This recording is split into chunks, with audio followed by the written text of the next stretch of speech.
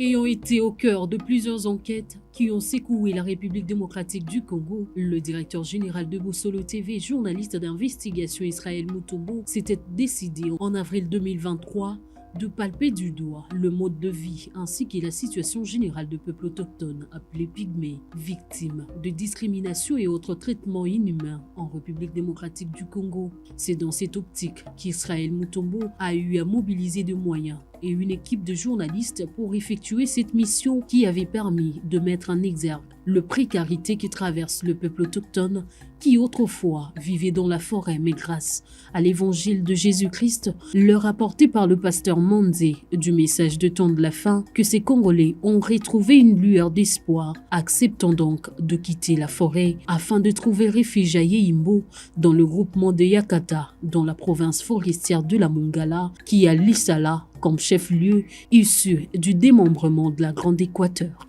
Après avoir rencontré ces autochtones à Yeimbo et entendu leurs différentes plaintes et desiderata qui du reste ont choqué et touché le côté humain du patron du groupe de presse Bosolo, Israël Mutombo, face à toutes ces réalités qu'endure le pygmée, le journaliste d'investigation avait promis de mobiliser tout le monde et revenir dans les jours à venir pour assister tant soit peu ces hommes et femmes. Un bon début de week-end, messieurs et dames. De retour à Kinshasa, Papa Sango avait lancé un appel d'aide aux personnes de bonne foi pour ce peuple omis sur la liste de Congolais et qui ne savait à quel sens se vouer depuis des décennies. Bosolo Télévision, nous sommes une grande famille. Vivre pour les autres et en des devises na biso. Na sala qui appelle, bato bako songa ba sinistré à Goma, bato bako songa bato ya Yeimbo, bato bako songa bato ya Ikita. Bato bazangi elamba bazali ebele, bato bazana pasi bazali ebele. Je sais que Toka Koseli sa pasi ya batute, mais nous voulons juste être un canal par lequel les bons délits à motomo et cause à la exaucer. Yo mutozana elamba malamu, zana lipu tozana sapato pona ba mama to ba papa, mais plus pona bana na rentrer na zako senga bino. Na kombo ya nzambo atikala na nyongo mutute bobi ke vie ya Yesu nyonso ezaki nyongo na nyongo. Face à cet appel du journaliste d'investigation, les personnes de bonne volonté, les églises et les structures caritatives, ainsi que le partenaire de la chaîne, avaient répondu favorablement à ces SOS avec de vivre et non-vivre, envie de venir au chevet des autochtones appelés pygmées. Vraiment, c'est le moment où on a un déconabiso. Boyoki appelle un déconabiso Israël Mutombo. Abeleli mbela vraiment makasi. On a reçu un baninga bazana kati ya pasi bazana bozangi. Nyoso koza nango lutu sokeloko nini to chemise memela bandeko bazana kati ya bozangi. To mega kosungana. Et puis avec ça nous sommes sûrs parce que akendaki na mabele wana à vivre la réalité. Nde asali appel pour biso peto sunga ba peuple. Cohésion. Ceux dont suffisamment rassemblés ont été envoyés à Lissala par voie fluviale avec le concours d'Israël Mutombo et de l'équipe du pasteur Manzé. C'est là en vue de faciliter la navigation car ces colis devaient prendre un mois sur le fleuve avant que le bateau n'accoste dans le port de Lissala, chef-lieu de la province de la Mongala. Papa Sango Alasaki appelle pour Motonio Sogo yazali na bonne volonté pour na kosunga bandeko na biso ba pygmée. Sala lelo oyo tozami awa na libungu ya Lisala na port Onatra. Epai wapi bilongo oyo bokoletaki ta ngumba mokonzi Kinshasa euti kokomela biso awa na port ya Lisala. Tozami siko awa na port ya Lisala ndenge bino moko bozali komona bakoli. Bakoli euti kokoma sikoyo oyo etindamaki kouta banda Kinshasa. Komi awa na Lisala touti kodécharger yango sikoyo. Awa tokozela ntango toza kodécharger yango tomatisa nano likolo. Na bozela ka bokomi ya Papa Sango ndenge alobaki mpona kokende kotika yango epai na bandeko na biso bapeple autochtone kuna na mboka Yeimbo. Yango prezate bino yango ezali ya solosolo ndenge asengaki ezali kokende ti na destination esika alobaki mpona bandeko bapigine. Ezali se bongo ya solo akoli ndenge bomoni ekomeli biso awa na Lisala touti kodécharge yango kala mingi te na kokoma na ye.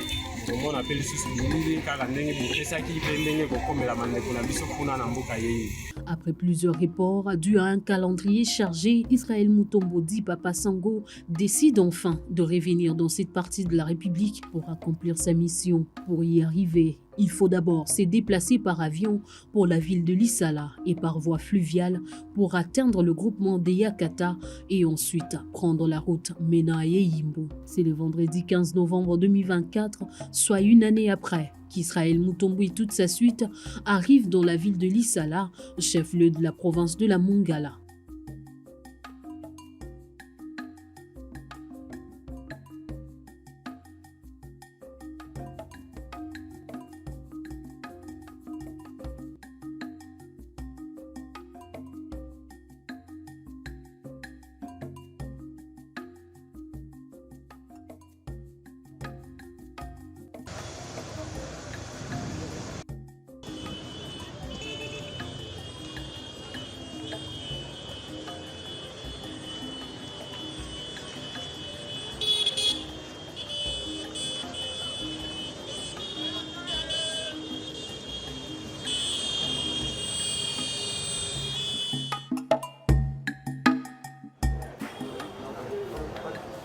Beauté. Oui, équipe choc. Ça va pas ça va. Dans la soirée de leur arrivée à Lissala, Papa Sango et toute sa délégation décident de communier avec le frère et sœur du message du temps de la fin au cours d'un culte.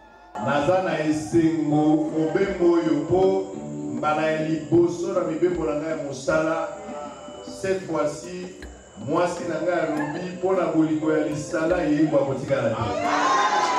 Nazali na bandeko mosu ya basi bao bataboli na mama bazana lisanga na bango ya fondation biso nyonso kola ba télévision lobi to bozonga. Je pense que mercredi sokola lito zana lo samwa to komona liso bonde la bona biso mosale za makasi na bozali bota la biso. Oui, ça tata atika biso te.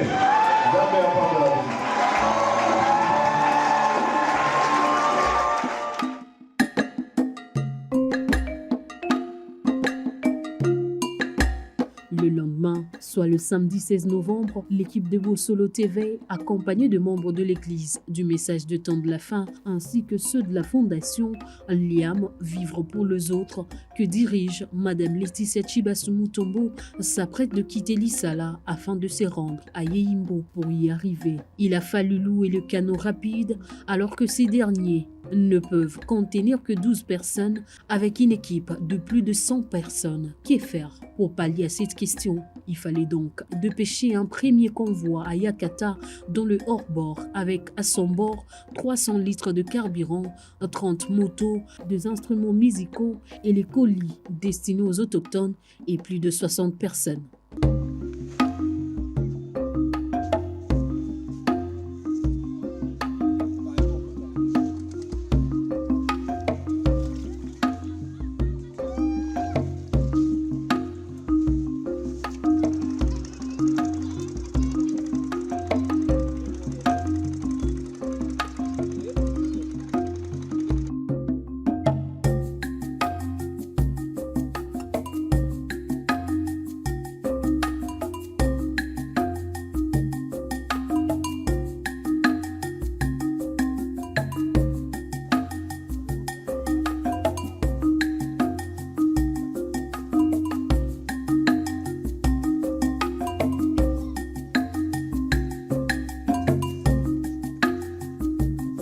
Le 300 litres de carburant, dont 1 litre coûte 5 000 francs congolais, un prix qui a grimpé à 1 500 francs de plus, différemment de l'année passée où 1 litre de carburant revenait à 3 500 francs congolais. Chaque moto a coûté 75 $ pour 3 jours, disons qu'une moto a coûté 25 $ par jour.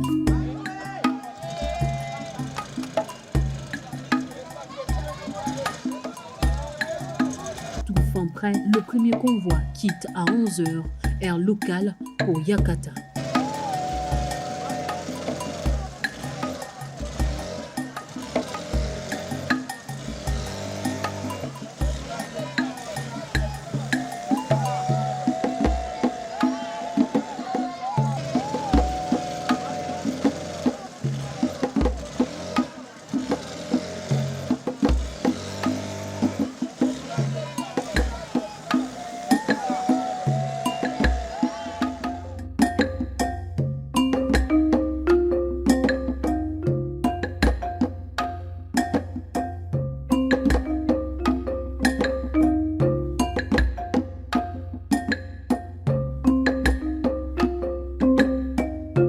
C'est à 16h précises que l'équipe de Bosolo avec à sa tête Israël Mutombo quitte Lissala à l'aide d'un canot rapide et navigue le majestueux fleuve Congo pendant 1h20 pour voir Yeyimbo à 18h afin d'attendre le premier convoi qui tardait encore jusqu'à 20h vu sa vitesse ralentie à cause de charges transportées.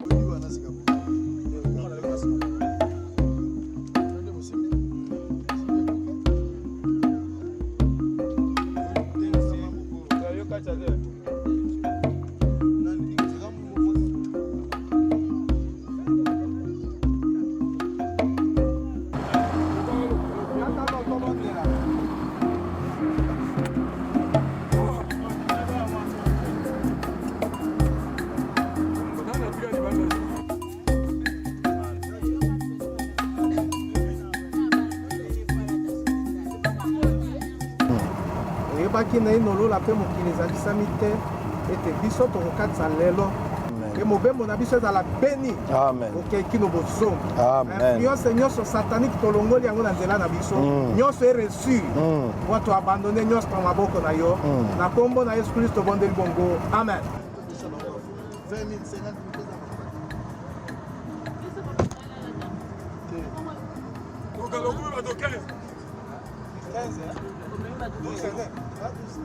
Ah, bazami bali misato. Dinero wapi? Yo.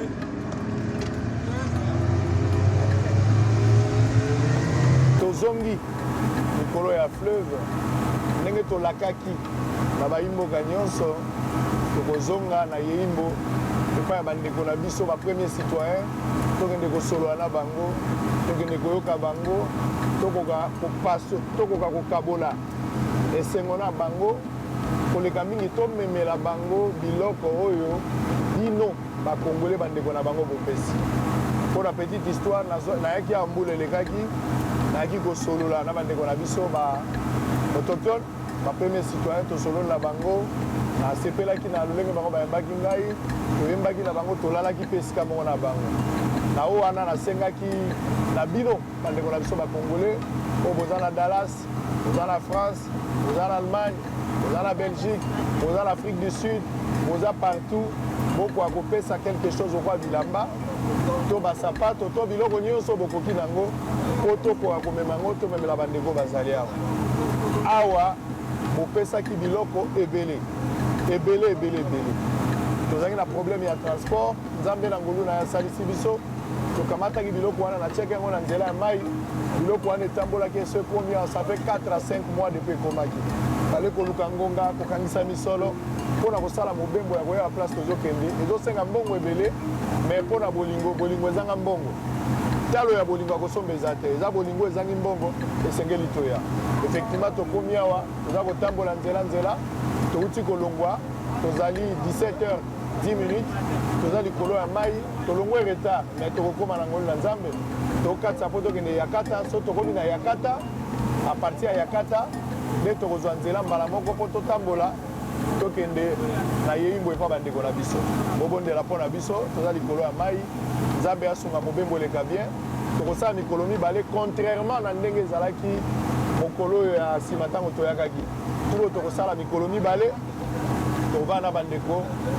particularité ya tour oyo ezali soki tokomi délégation eza monene omona na baimage totambusi bato ebele bawuti lisala bakatisi na Kinshasa toye na délégation ya 8 personnes mais kokatisa ya tour particularité nango ezali tozwi d'abord bainstrument nalingaki ezala mpenza feti mpo na bango tokatisi bainstrument toluwe bagroupe électrogène tokamati mpe bayembi awa na lisala toza kokatisa na bango tozokende mpo te bayemba tomemi diacre azali oyo tokokoma kuna tokosala scène nde tokokoma lelo tokosala scène tokomona bandeko na biso bapremier citoyen oyo na langage vulgaire bo bato babengaka bango bapigme mais babandeko na biso balokola biso lelo tokolia na bango lipati bakolia communion bakomela vigno tokosokola makolo kolandana na mobeko recommandation oyo Yesu apesaki biso tokola bayekoli na ye tokosala yango lelo na bango kuna na zamba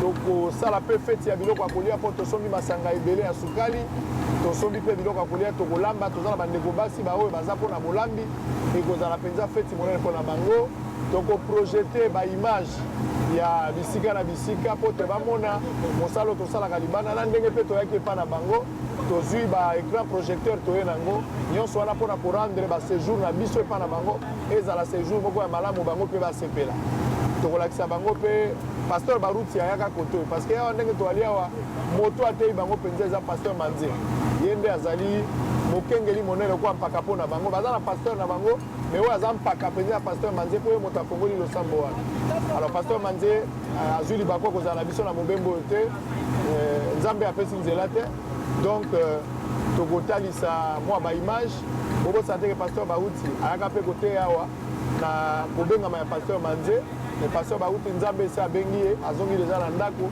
bandeko mosusu bayebaki mosusu mpe bakoki koyeba te tomemi mpe baimage ndambo tokotalisa mpona komemia molimo ya kondo baruti oyo atika biso azongisa molimo na ye epuis tokokabola mpe biloko oyo tomemi bokomona biloko eza ebele tokabola biloko ekozala feti monene mpona bango tokani mpe to asiste na libala ya botifo ndenge tobaki botifo akobala na mwasi ata koprograme mpenza ya ye esalami lolenge mpenza tokanaki nano te bon tokotala sur place mais toke déjà na voile tomemi déjà bague ya mariage tomemi bilamba tokokoma soki yango esalami nzambe azwa lokumu soki mpe esalami te likambo te kolo ayebi nyonso eza koya donc toza likolo ya fleuve pour faire ce travail toza kokoma mpona investigation mpona bolingo ya Congo mpona vérification makambo ezali ebele Israël Mutombo avec la grande équipe ya Bosolo Télévision nzambe apambola bino mobembo malamu botala biso ndenge toza kotambola à bientôt.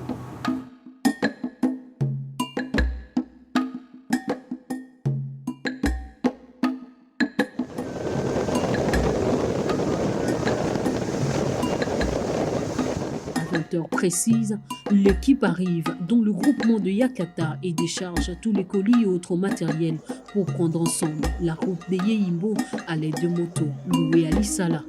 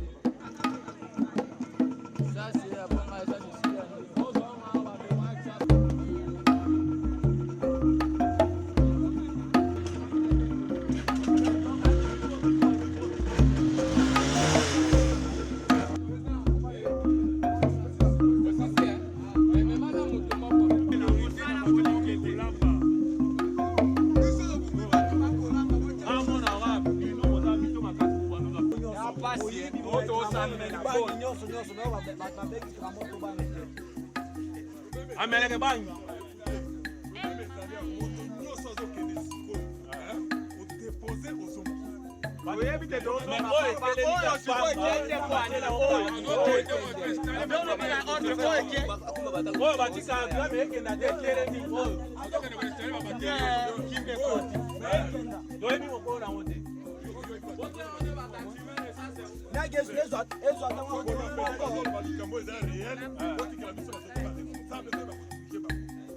Mokoro dayu nani? Dayu. Abombani adali. Abombani. Sobi magamo di frappe kokokanta na yo. Après toutes les manœuvres liées au déchargement de matériel et autres biens, l'équipe quitte Yakata à 21h pour arriver à Yehimbo aux environs de 23h.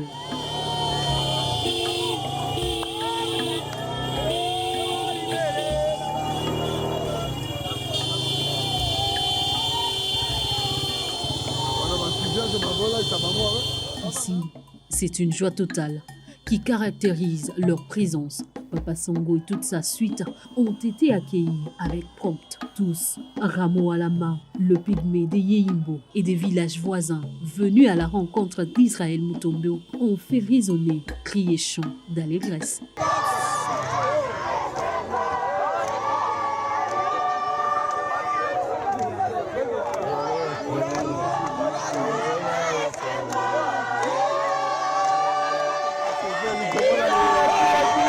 Yeah.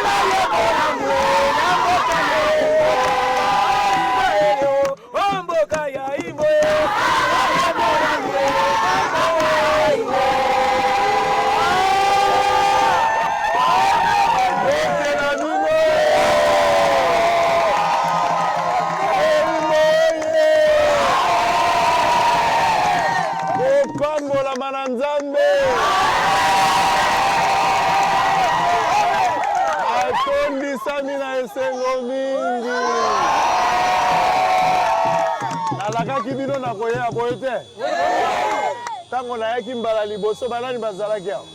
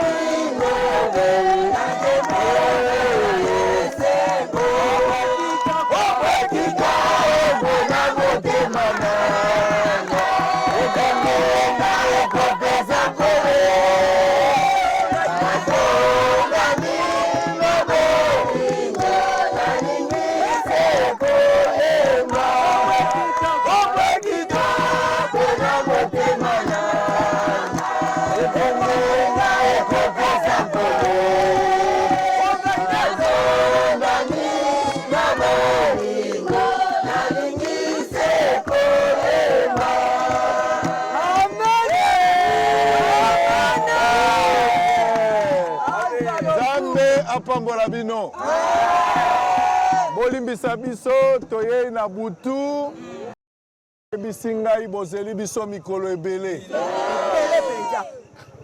motema na nga likolo na komona libota na nga mokolo nini nauti mosika nazalaki na mikili ya libanda ya mindele nazalaki na mobembo etali ngai moko ya nzoto nazongi pe na Kisasa nasai mosala nayaki kobima nakendaki Kalemi na tamboli me nalobi te mbula oyo ya oyo toza nango boye kosila te bafeti eleka te esengeli namona libota na ngai toyei tokomi na lisala lobi naye ngai moko te naye pe na mama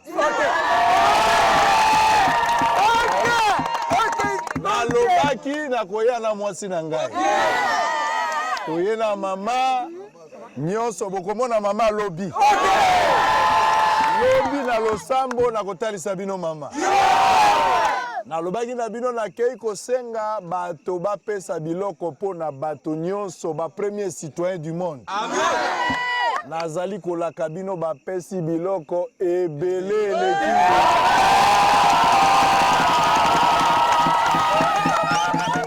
biloko oyo naye nango mbala oyo bokozanga esika ya kotia yango nayebi mbala oyo nayaki bamama ebele bazalaki na pasi mpo biloko ekokaki te boye te bana ya mikie bazwaki biloko te me sika boye biloko ye ya mibali biloko ye ya basi biloko ye ya bana biloko etondi mosusu kutu eza nano na mai nano ekomi te kaka lelo na butu awa ndenge totiki na yakata bamoto ezozonga toye na moto ntuku misato oyo ezosala mosala kokamata biloko kuna mpo eyaka nango awa ndenge toye boye toye na president ya badiacre toza na bino lelo lobi pe tokolala lisusu lobi tokolala tokobima ata moso mokolo ya lendi soki nzambe alingi programme eza ndenge toyeboye tokovanda na bino na butu awa tobongiseli bino bomoni mbala toyaki tozwaka tokameraki bino esengeli bomona bilongi na bino awa toye na babiloko nyonso bokomimona kasi lobi soki tokoti losambo bao bapesi na bomoi na bango na Yesu te esengeli bomilengele lobi bokende na mai ya libatisi bokamata libatisi mpo na lobiko ya seko na moi bakolamba biloko ya kolia ebele na ye na ntaba na ye na ngulu na ye na biloko bamikate bakosala biloko feti na masanga sukali eza soki tosilisi nyonso nde na pokwa tokolia elambo soki tosilisi elambo nde ngai moko na bimisi biloko nalobi na bino biloko eleki ndelo moto nyonso akodjwa na ye na maputa ya basi bapiese boye ezali epi na ye na biloko ya ndenge na ndenge nzambe azwa lokumu eloko na kosenga bino bozala na kimia tobondela obenga pasteur abondela na ndenge biso tokomi totika poko na maboko na nzambe boza na motema ya kowela te nyonso ekoleka malamu libota na ye na bango bazali mwambe esengeli bamona lisolo na betelaki bango ke bato ayai mbo baza bato malamu boyamba bango lobi na ntongo baoyo basi bokolakisa bango nzela ya mai esika kosokola biso mpe tokolalaka na ndako ya ndele oyo bosali bosali biso bandako bosali ndako nakende kosala nakende kotala ndako sango na bino eke mosika bato bayebi bino na mokili mobimba mosakoli Branham amonaki bino alobaki sango ekokoma ti epai na bino bozali na boza bato ya esengo mpo boza na kati ya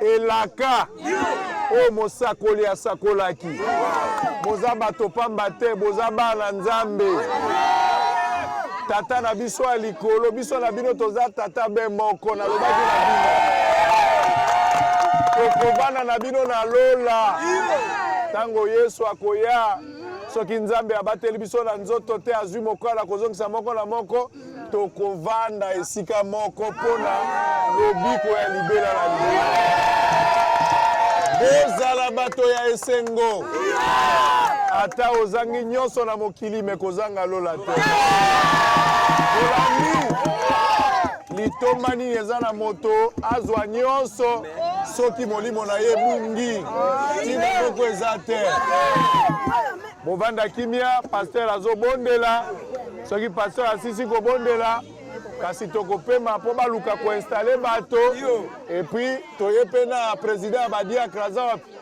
namona ye te honorable aza wapi président badiakre aza te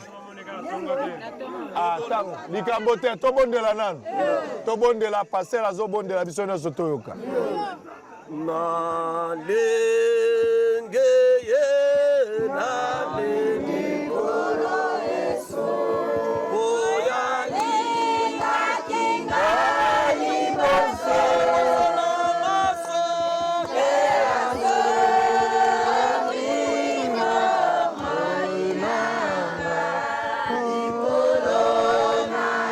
Après ces moments de réjouissance, Papa Sango a participé avec le peuple autochtone à un moment d'exhortation qui a conduit à la conversion des 44 âmes qui ont accepté Jésus-Christ comme Seigneur et Sauveur.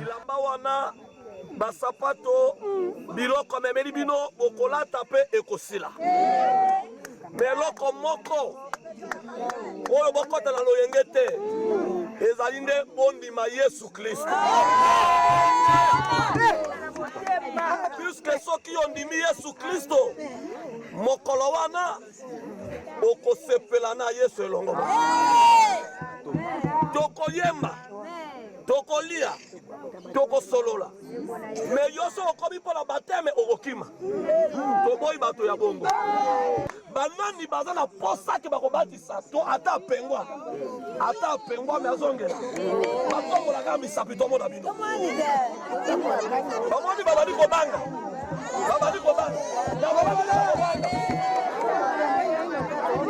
oyo bakobasa batomona bino libela.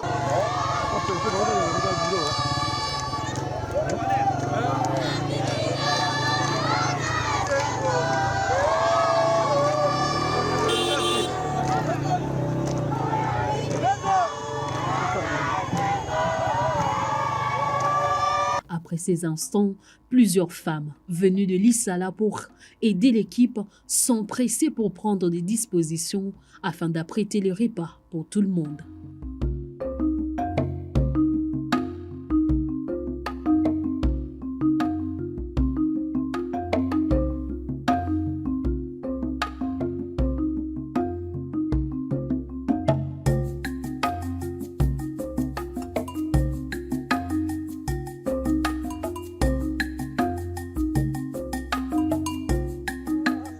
Tard dans la nuit, Papa Sango a été conduit vers l'une de maisonnettes construites en feuilles en espace de 3 jours qui devait le servir à passer nuit durant tout son séjour dans ces territoires.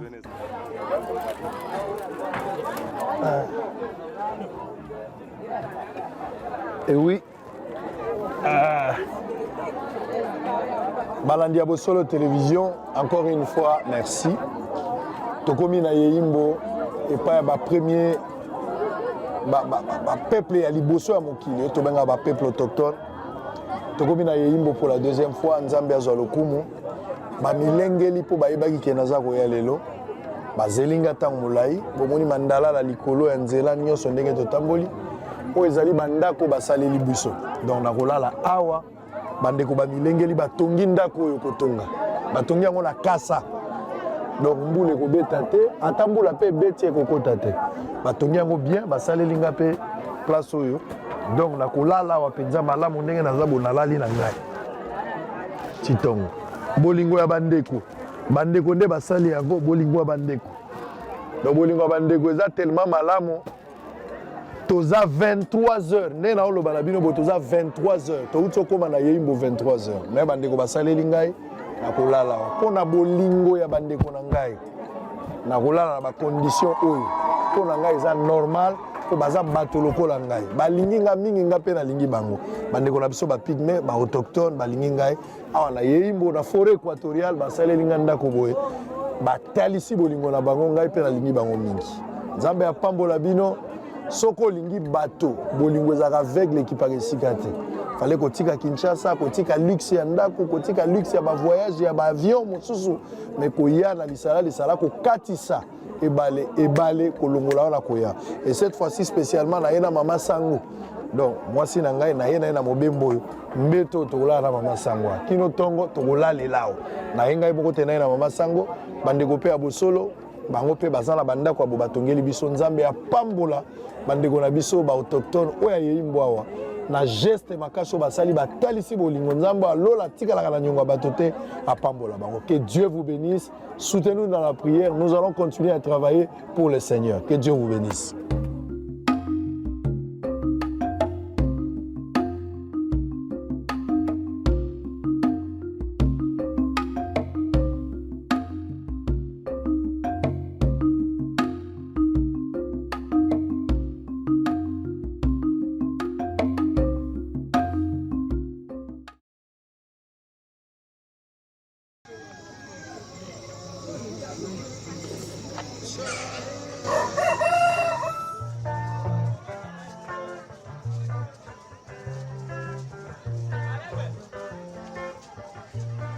Le matin du dimanche, la première chose consistait à accompagner le 44 âmes aux eaux des baptêmes.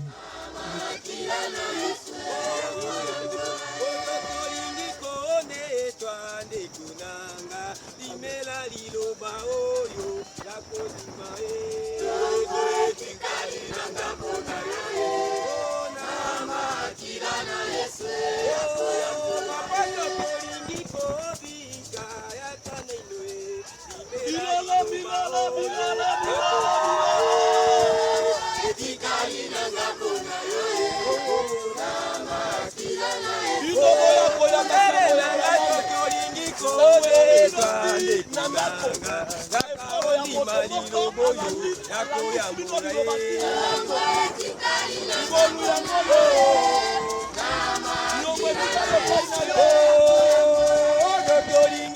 boza ebele boyoka procédure otomboli maboko na yo likolo ozosala repentance yo moko moto azoyoka te ke yesu kristo oyo atindelanga mosakoli ngai na ye na mai nayambola limbisa ngai na molimo ya moyibi kisi ya libala kindoki na ngai bitumba nalongola zembi nasala boye nakata kisi ya masasi ozoyebisa moto oyo apembeni azoyoka te kaka nzambe oyo ondimeli ye biso toza batemoin te temoin ka motema na yo na nzambe eske bozolandaka moto na moto na kwe na ye azosala repentance puisque bosala repentance mbala bo ntango bosilisi repentance bokoyoka adoration ntango tozoyemba adoration ça montre ke tozoluka kobanda kozingisa bato na mai alors ntango repentance esili basali na nzambe bakoya kobwakaka moko na mai mpona koganye ta nzambe apambola bino nyonso amen amen lisusu eloko nga nayebaka na bino eza nini ntango obatisami lelo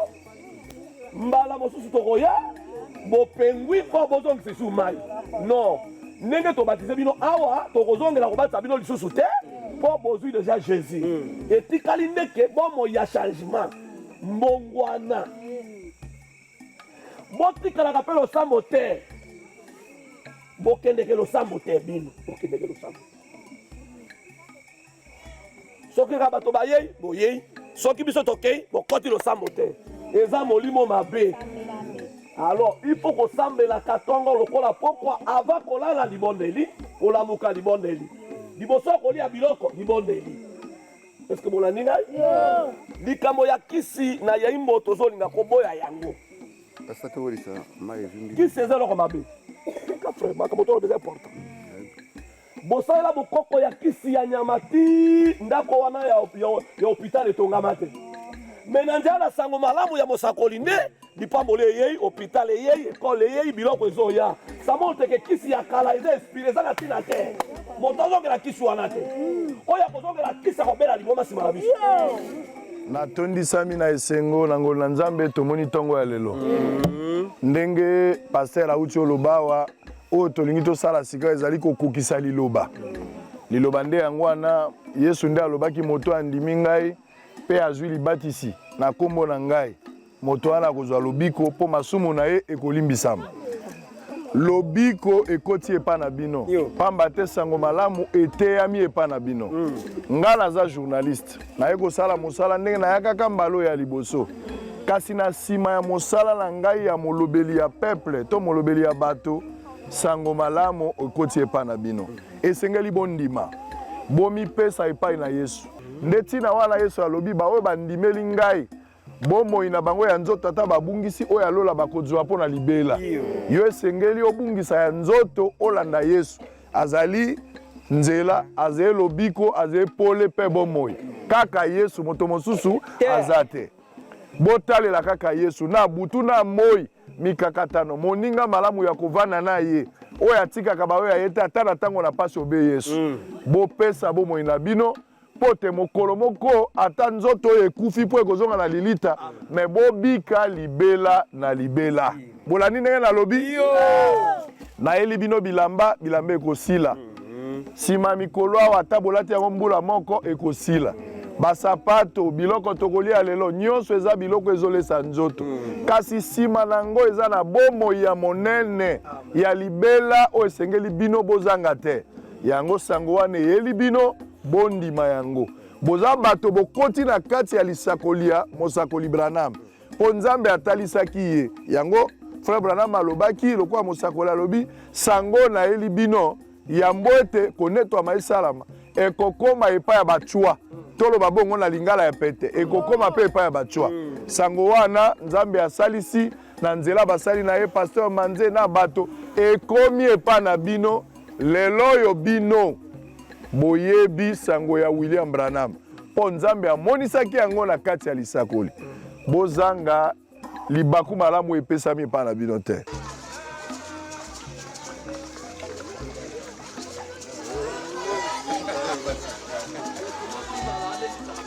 makila na Yesu yakoyambola.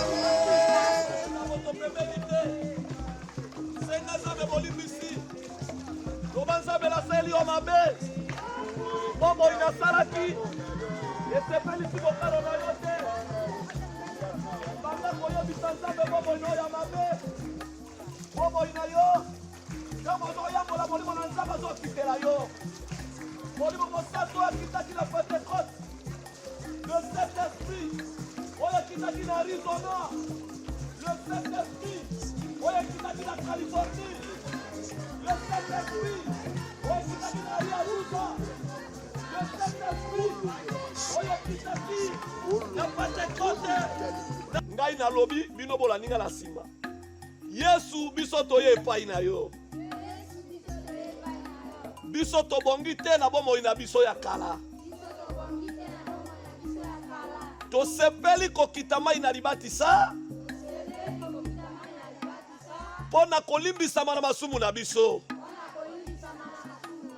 Toza na posa tozwa molimo mosantu. Toyamboli. Tobosani. Makila na o Yesu Kristo elimbisa biso. Nzambe na bosakoli Branham okalisela biso na ekonomi ya lola na yo.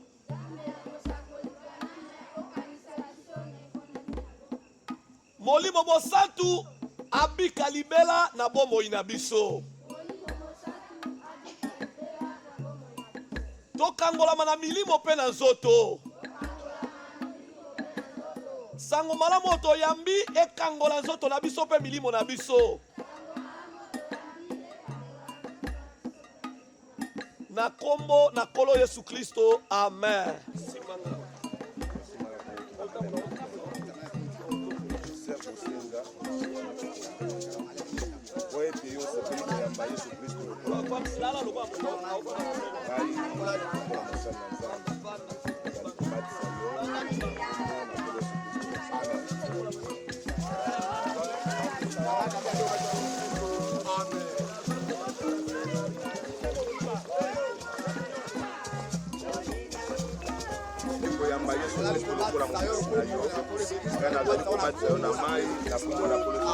Amen.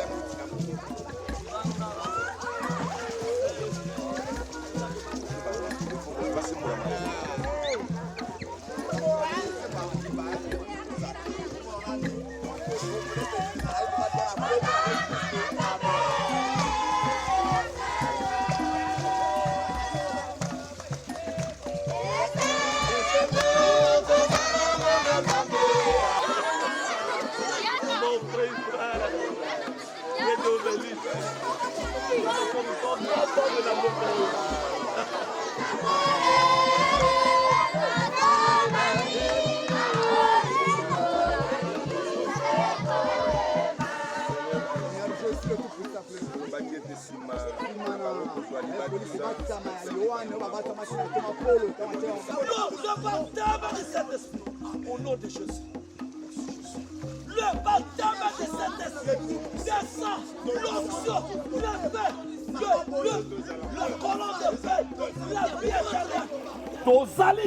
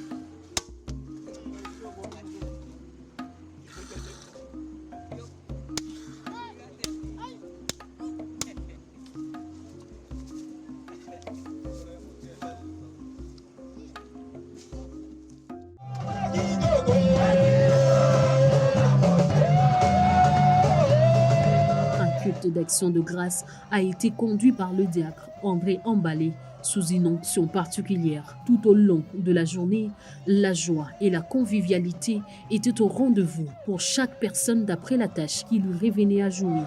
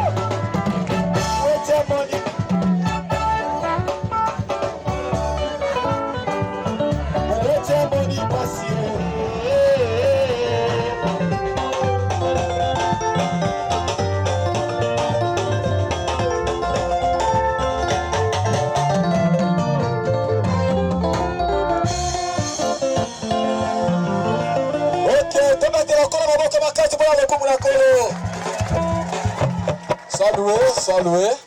Frère Nabiso Israël Mutombo alingi biso solo na bolingo na Nzambe. Est-ce que boko sepela teto yambaye? Bongo avato yambaye nalingi frère Botifo. Frère Botifo ayembela nano biso Nzembo.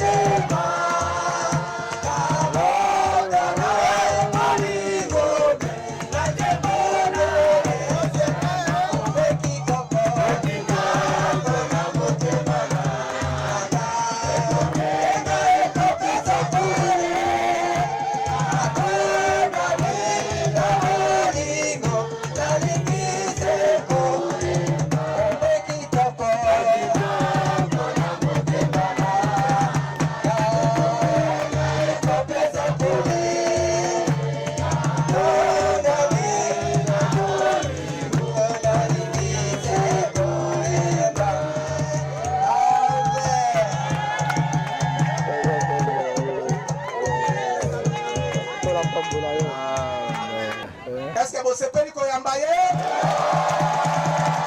merci frère Israël.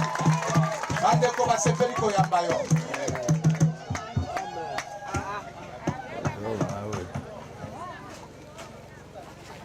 Oh likambo monene. Bopambola Nzambe. Yeimbo bozwa esengo. Yesu azana bomoi. Mokolo ya eyenga lokola lelo ezande mokolo yo tokundola kalise kwa. Moto akokani na Yesu nde nani? Kisi nini ekokani na oya Yesu? Baka mata moto batie na nkunda pe apoli. Yesu alobi te tokenda. Kutu mata zolo bana alobi soki oyakaki. Soki ozalaki ata moto bengaki yo na singa. Nde moninga no akuvite. Me yo Yesu bakundi yo ye na retard. Yesu alobi te tokenda na mona moninga nanga ata na suku. Moninga moko akolanda yo tina nkunda. Obe Yesu. tata na yo te, mama na yo te, mwasi na yo te, mwana na yo te, obei Yesu nde akolanda yo. Bozali bato ya esengo. Pona kosukisa lokwa toyende koyoka liteya. Ngana bino tokosola libanda. Eloko eza motu ya ekonetola biso eza nde liteya. Liloba oyo ekolongola mbindo, oyo ekolongola masumu, oyo ekokangola, oyo ekosilisa biso posa ya nzoto obeli lobola. Nalobaki na bino tango tokozala na ngambo epai ya tata, piki me akozala te. O docteur akozala te. Kuna bato ba evolua bakozala te, biso nyonso tozobe ndenge moko. Bobungisa originalité na bino te. Tango nayakaki ya koyemba toyembaki mokili mumba bagangi balobi Nzambe aza na kati ya bato ya modele oyo abia solo. Bobatela boyemba kaka nesengo tokobeta kaka milolo nga na kosukisa na wana. Tango Yesu akozonga ekozala boyebi yango boyemba toyemba kantiki wana na esengo. Totelema toyemba Tango Yesu akozonga ekozala esengo.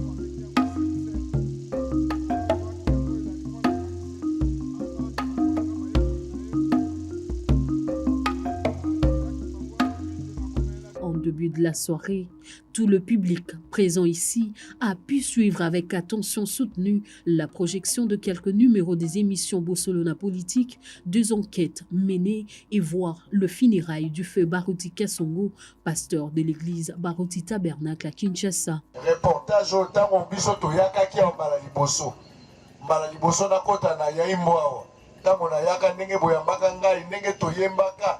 Pasi nyonso tomonaka na masolo nyonso tosololaka na bino awa na boyaki na bombaki yango bato nyonso na mikili ya poto ezala na mboka ya Frère Branham bato pe batali bayebi bino siko botala ndenge yango esalamaki po bango leloyo bakomona bino moko bozali komitala na mosalo tosalaki kamera kozwa bino pe bozolanda kuna soki tosilisi na suka wana nde makambo mosusu ekoya ndenge batiaki programme mpona likambo etali sen na pokwa makambo yango eza na lingala moya kolimbola mingi ezali te me soki bosenga ezali na kozwa maloba nzambe apambola bino.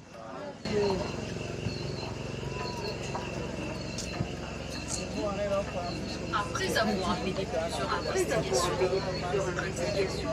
le directeur général du démocratie Solo, l'unique média congolais au cœur des investigations inédites et exceptionnelles, a décidé cette fois-ci de comprendre la situation générale du peuple autochtone de la République démocratique du Congo. Au pays de Simon Kimbangu, le pygmée répondent aux caractéristiques internationalement reconnues aux populations autochtones. Ils vivent en effet une discrimination particulière et grave. Ils sont très attachés à leur terre et à leurs ressources et sont distincts de groupes dominants. Ils s'auto-identifient en tant que peuple autochtone. Pasteur Baruti, azalaki mokengeli ya Baruti Tabernacle. Abengamaki awa batango mosusu pa Pasteur Manze Justin pona koya kotala yimbo kopesa pesa ngumalamu ya kolo Kristo. Ateaka liloba awa bomonaka eboyebi mikolo eleki toloba sika botolanda sanza motoba. Nzambe azwaki mokano ya kozongisa Pasteur Baruti na ndako. Ndenge tokoloba bo Pasteur Baruti se akufaka na Canada. Nzoto na ye bazongaki nango na Kisasa. Oyo nyonso tozolakisa bino oyo bozomona sika bozali mokolo oyo nzoto na ye euti Canada, bandeko ya Canada bapesi yango limemia akomi na Kisasa. Tobimi na aéroport ya Njili. Siko tozali kotambola oyo toza soko bimi na libanda ya mpepo na Kisasa nzela yango. Awa siko tozokenda boye programme bapesaki liboso ezalaki nzoto ya mosali ekenda na losambo epa na ye place oyo azalaki mokengeli yambo ete bakende otia yango na nzoto ya malili na ndako ya malili pardon. Kasi na makambo ya sécurité na ville esalamaki te nde bazwaki mokano bakende nango kaka na ndako ya malili na cinquantenaire. Ndenge boza komona bana nzambe bazalaki ebele bauti bituka na bituka bautaki na ba province bauti peka na capitale na ba église ya ndenge na ndenge bato bango ye nde boza komona bazali kokende wana eza corbillard motuka oyo ememaka ebembe nde batie nzoto ya kondo Baruti na kati mpaka ye wana baza komema nzoto na ye bake nango na hôpital cinquantenaire.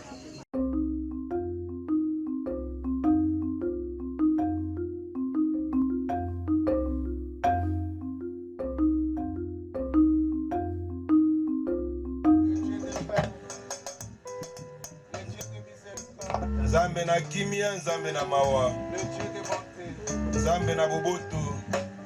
Chacun vient de te prier, Seigneur, Moko na moko auti kobondela yo kolo. pour te demander pardon Pona kosenga yo bolimbisi. de la façon dont il a vécu Na lolenge oye abiki. durant toute la semaine Na poso oyo mobimba. ou toute l'année. Ope mbula oyo mobimba. Seigneur, Kolo. écoute la prière de tout un chacun. Yoka malombo na moko moko na bango. Et quand ils vont s'approcher pour prendre la Sainte Seine, que cela ne soit pas un jugement contre eux, Seigneur. Qu'ils soient pardonnés. Ceux qui ont demandé sincèrement pardon, Seigneur, je te prie, Seigneur, comme ton serviteur, de les pardonner. Au nom de Jésus-Christ. Dans la commission que tu m'as donnée, Seigneur, toi tu m'as dit, tout ce que je vais te demander, tu m'accorderais. Je te demande, Seigneur, de pardonner à tes enfants. Au nom de Jésus-Christ. Et conduis-nous, Seigneur, dans cette cérémonie de la Sainte Seine. Du début jusqu'à la fin. Que celui qui était malade, quand il va prendre la Sainte Seine, que sa maladie puisse le quitter. Qu'il rentre guéri. Au nom de Jésus. Accorde-nous cette grâce, au nom de Jésus-Christ. Amen. Amen.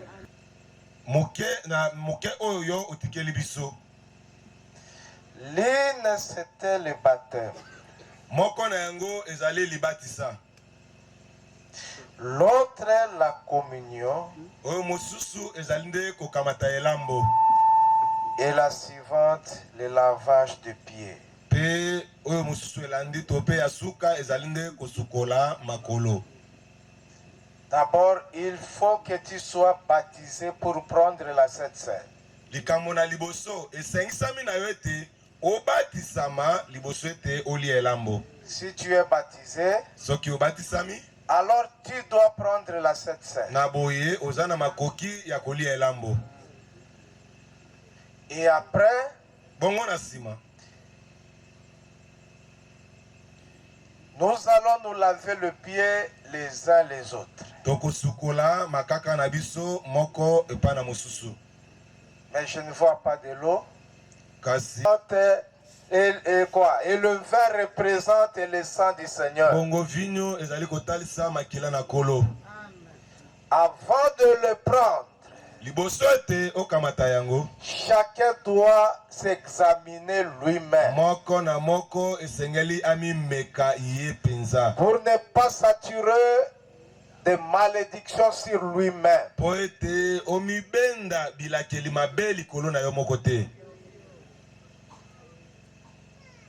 Tu dois t'examiner. Esengisami na yo ete omitala malamu.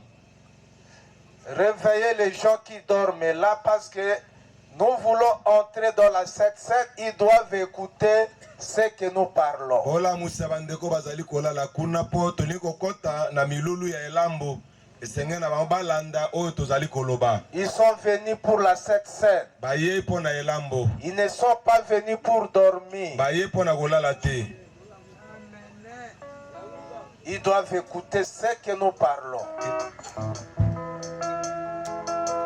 Ndenge moko natango yakomela akamata kikopo alobiete kondima ya sika katina maki. Après ces moments, le peuple de Dieu s'est rassemblé pour le service lié à la Sainte Seine, passant par le lavage de pieds.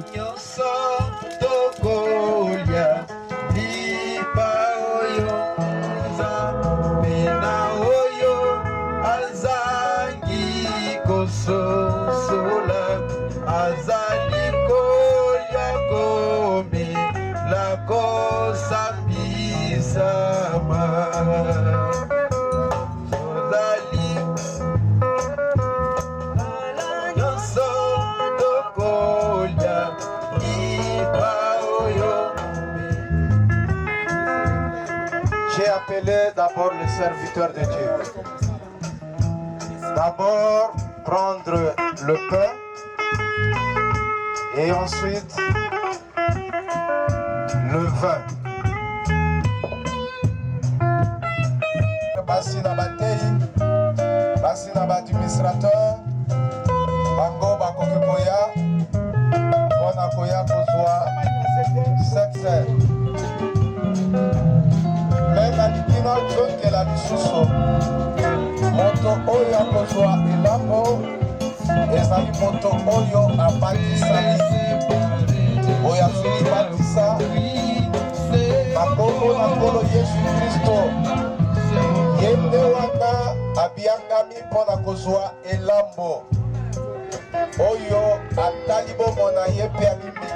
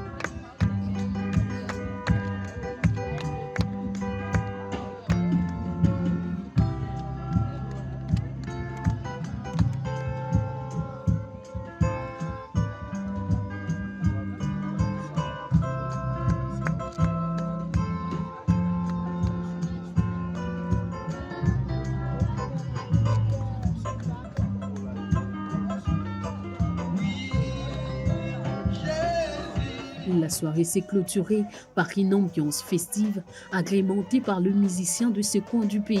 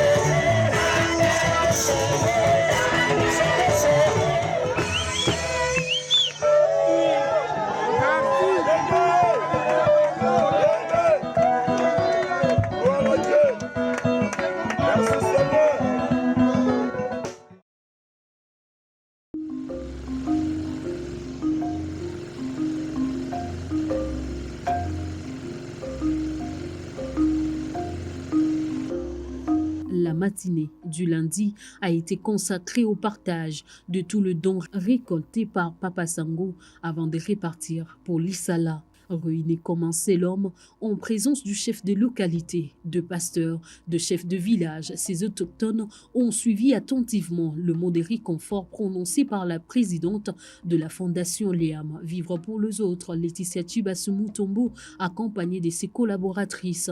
Prenant la parole, le journaliste d'investigation Israël Mutombo s'est mis à expliquer comment a-t-il fait la mobilisation qui ayant abouti à la récolte de tous ces dons. Nayokaki lisolo na bino epa ya pasteur Manze. Basali na nzambe ya lolenge mingi bayaki pe pasteur na ngai rachete lusanga yaka pe awa ateyaki pe na losambo. Motema na ngai tutisamaki na bite esengeli nga pe na koma. Nayoka pasteur Baruti oyo atika biso molimo epe manakimi alobaka. Pasteur Manza yaka na ye. Pasteur Rachete pe ba pasteur ya bongo na bongo. Bongo ngai na kokoma te po na nini po wana eza libota na ngai. Tina wana ndenga na yaki awa po na komona bino. Boyemaki nga malamu me motema na ngai ezalaki na pasi kotala lolenge boza kobika. Oya basi bazobika elamba eza te. Oya mibali bakobika elamba eza penza te. Oya bana bazangi na elamba ya kolata. Pe biloko ya bongo na bongo. Kala lobi boye te esengeli na kenda na benga bato. Mongongo na ngai eza monene. Naza mokonzi ya etando inene. Naza na television babenga na lopoto. Naza mokonzi nango mokolo nango. Nde na lobi lokola bato baza kokanga mingi nakoki kosenga na bato basangisa mingongo na bango na maboko bakwa kopesa eloko poto ya kopesa bino lisungi bolandi ngai na tino wana na bandi o babengaka campagne ya collecte na bandi kosenga bato biloko nasengi bato mbongo te toyokani na bino nasengi bato mbongo te nasengaki bango bilamba baluka mungwa baluka sapato baluka bakaye po na bana baluka bilamba ya basi pe ya mibali bongo na bongo bandeko na bino bapesi bino biloko ebele ndenge nalobaki mokolo ya lobi biloko euti na Dallas na États-Unis d'Amérique mboko mosakoli Branham azalaki na kuna mikili ya poto bato batindi bilamba bato batindi bilamba euti na mboka ya France na Europe bato batindi na Belgique batindi na Allemagne batindi na Hollande batindi na Afrique du Sud bato bapesi biloko na bamboka ya bapaya na Kisasa bato batindi biloko eleki ebele bamama bilenge na mwano ya ngai na boti akamati pe eloko na yabi papa soko kei kuno kokuta na baninga lokwa ngai bazangi elamba ya kolata papa mama kamata bilamba na ngai apesa pe bandeko na ngai mwano ya ngai ya mobali ya liboso basengeli na lipamboli te basengeli na lipamboli te lipamboli na bango ekouta wapi kaka epa na bino maloba na bino motema na bino losambo na bino yango nde eza lipamboli mpo na bango. Par ailleurs, Papa Sango n'a pas manqué de remercier les personnes qui ont mis la main à la pâte pour assister ces oubliés de la République démocratique du Congo. Par la même occasion, le promoteur du groupe de presse Bosolo s'est mis à remercier également la première dame et la Cobank pour leur acte de générosité posé à l'endroit des enfants et femmes pygmées. Ndenge toza bolikolo ebale biloko monsieur ezekoya bakepona basakoshi ya bana ya sika moto apesi biso yango ezali fondation ya mama Denise Nyakero mwasi ya mokonzi ya mboka mokonzi ya ekolo mobimba ya biso ya Congo kombo na ye mwasi na ye mama Denise Nyakero yende na fondation na ye apesi biso ba uniforme na basakoshi mosusu po te toya pe kokabola bino tosengaki ye na fondation na biso tobi pesa biso ya tosunga pe bandeko lokola yo za na fondation ya monene mama pe ayoki mbela lobi te est-ce que bosepeli na mbote koute pa ya mwasi ya mokonzi ya ekolo mama Denise boloba nano mama Denise mbote loba nano mama Denise mbote mwasi ya mokonzi ya ekolo totindeli yo mbote boloba mama Denise yoka kolela na biso Mama Denise totondi yo pona biloko otindeli biso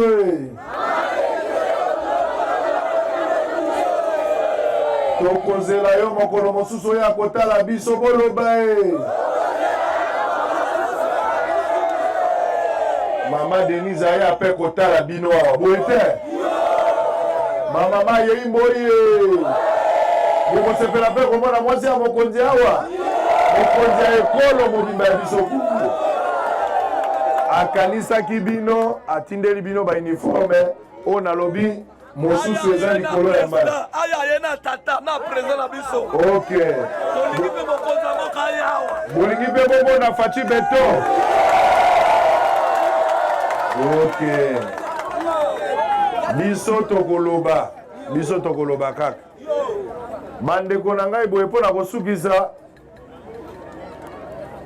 okay mpona kosukisa sika boye lokola nayebisi bino nyonso mpe bino bososoli koleka mama Denise eza mpe na bato oyo bapesaki biloko na bango eza na banke moko babengaka Robank boyebi yango bato mosusu eza esika babombaka misolo esika babombaka misolo lakisa ngai liputa moko bobisa ngai liputa moko bato ya banke oyo ya Robank ntango nalobi mbela la Robank aza banke monene Robank alobi Sango yo kokufa mpona bato ya yimbo yo bato abongandanga wana batie na kisi ngai bia solo kisi ezali kisi na biso batwa ezali me manja abebisi nyonso eloko jesu te totikaka na nzambe boye te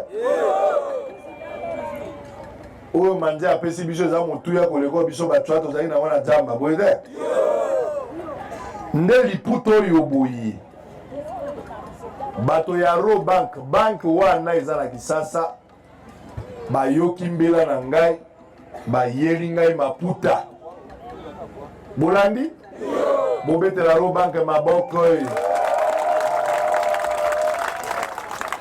mpe baye na piese ya maputa boye nkama nde sa baye na nkama moko bapesi ngai balobi papa kamata biloko oyo pesa bandeko koleka mingi bapesi biso mpe bakaye oyo bokomona tokopesa bana awa bato ya Robank bato bapesi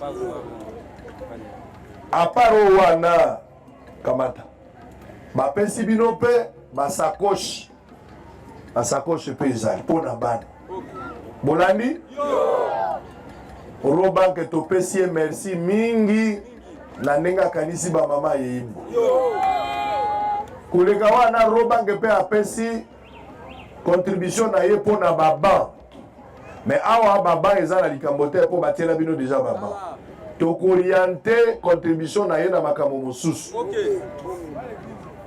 toyokani te baba bapesaki ezalaki mpona etelo bapesaki kaka mpona etelo tokotala babesoin kisi eza te na l'hôpital tokoka kotala ndenge nini tokoki kozwa mwa kisi mpo ebikisa bino me oyo kisi tokokotisa boyebaka Robank akopesa wana eza stock oyo ekoya me ngai lokola ndeko na bino lokola naza sur place awa nakomeka kotrouve solution mpo pharmacie ya bino na l'hôpital etikala pamba te boye te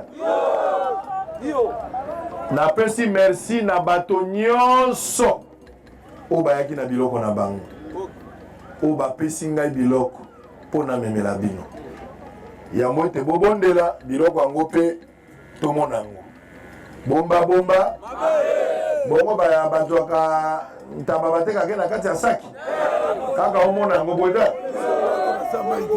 bwato batekaka na se ya mai bato ya makasi bomema nano biloko boya na biloko awa esika onga na terrain boya na saki papa papa nango ya boboma ete moto nango ya boboma ete tikozombe ya katolika bo aye na bosembo tikozombe ya katolika bo naye na bose o ayolele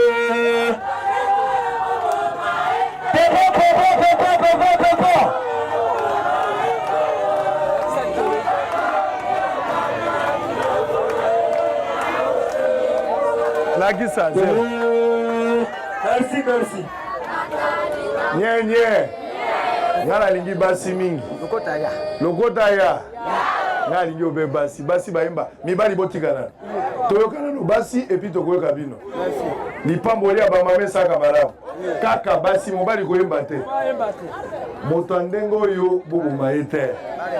Moto ya boye bobo maye te. Kaka basi. Ye moto oyembisa. Yaka wae. Yo etali yo te. Tika yo talande biloko. Mama yakaka e. Akota kawa e. Botikela mwasi ya mokonzi akota. Nalingi nayoka kaka ba mama mibali bozela tokotala baoyo bakoganye bazwi kado.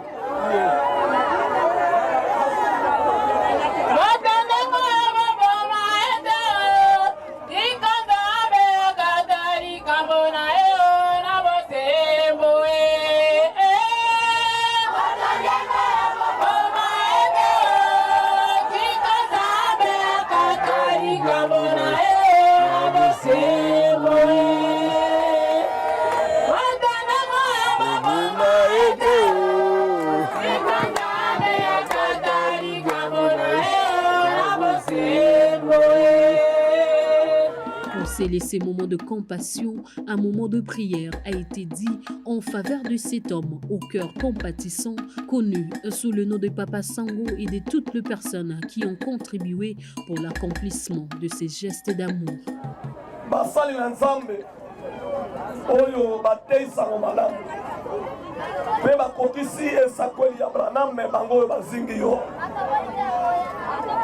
Pasteur Manza kozala mosika me azali na biso elongo toyebisi yo na kombo na kolo Yesu Kristo Nzambe ya mosakoli Branham ke banda lelo topesi yo obima parmi ba milliardaires ya RDC Congo. Amen. Est-ce que ba serviteur bodimili kamo wana?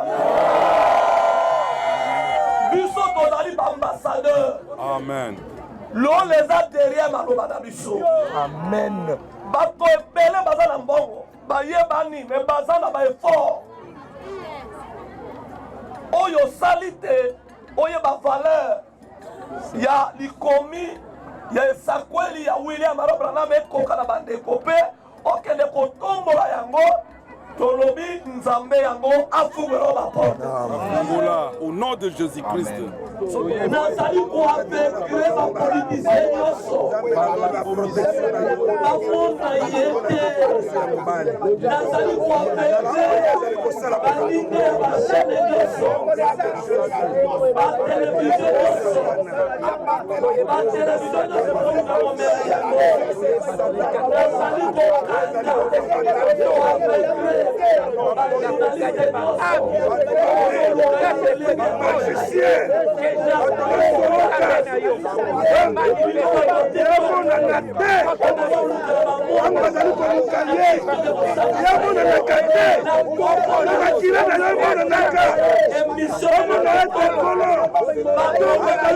Après cette étape d'échange en famille, les colis ont été remis aux délégués de village sous la supervision de Papa Sango lui-même.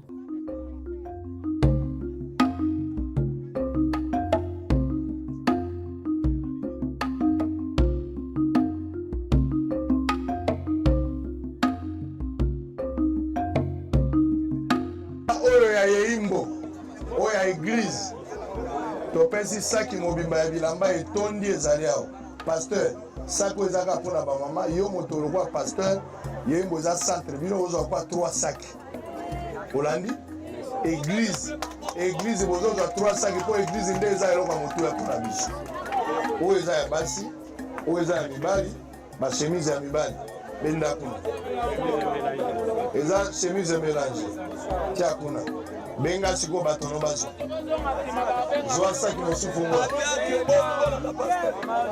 bozwa saki mosusu bo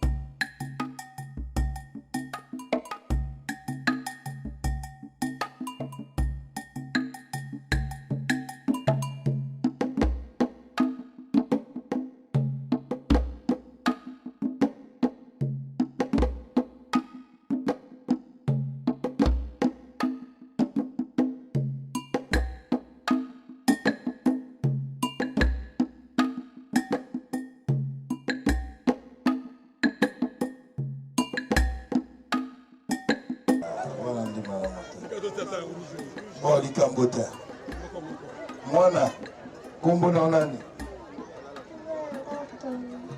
tole Loba makasi tole uzana kombo ya mboka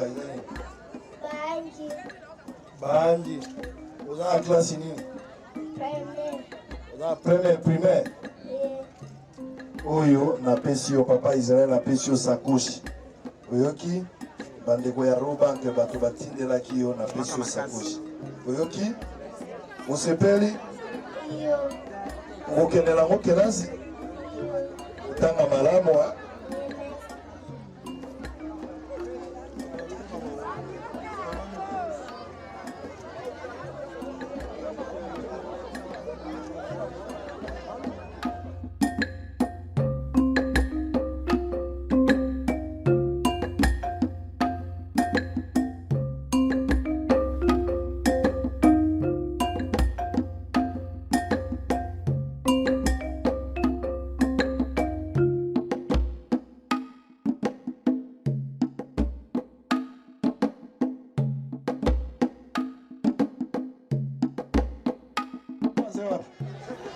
tala remise pesanga bakaki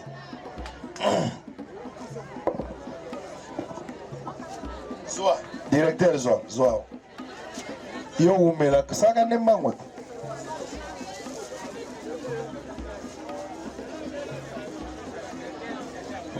yango wana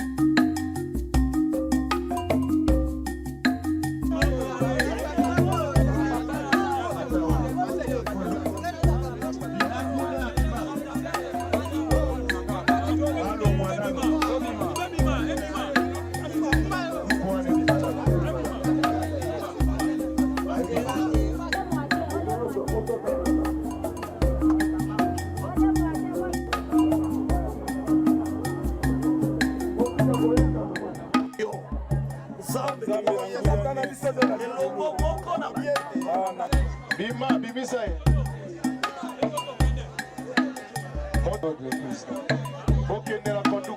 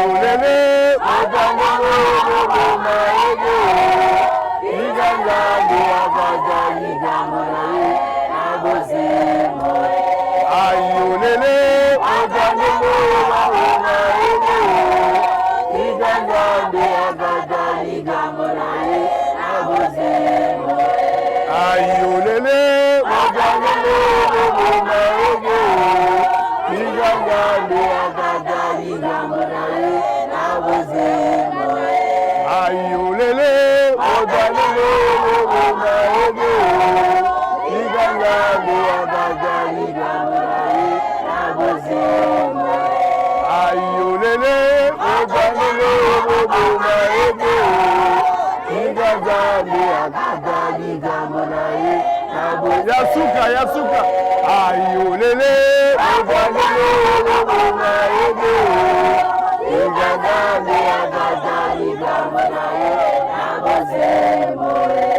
mama oye tosala boye kaka ndenge botelemi wana oyo nyonso azwi liputa tomona loboko.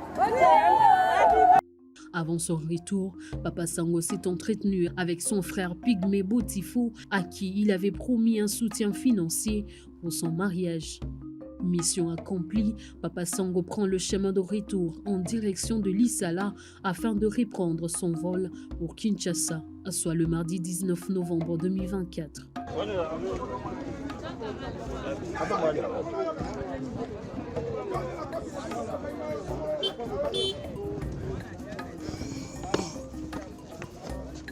Mata funga ndio sima.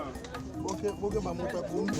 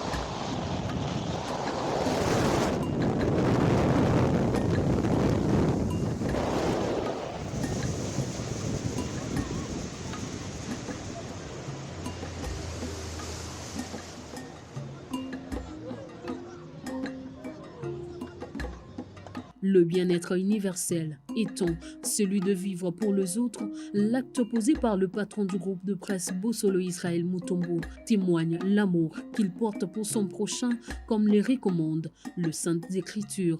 Aux autres d'emboîter les pas et surtout que la province de la Mongala compte une dizaine de élus nationaux et une vingtaine de députés provinciaux et plusieurs hauts cadres. Mais fort, il est constaté que personne d'entre eux ne pense à ces premiers habitants de la RDC.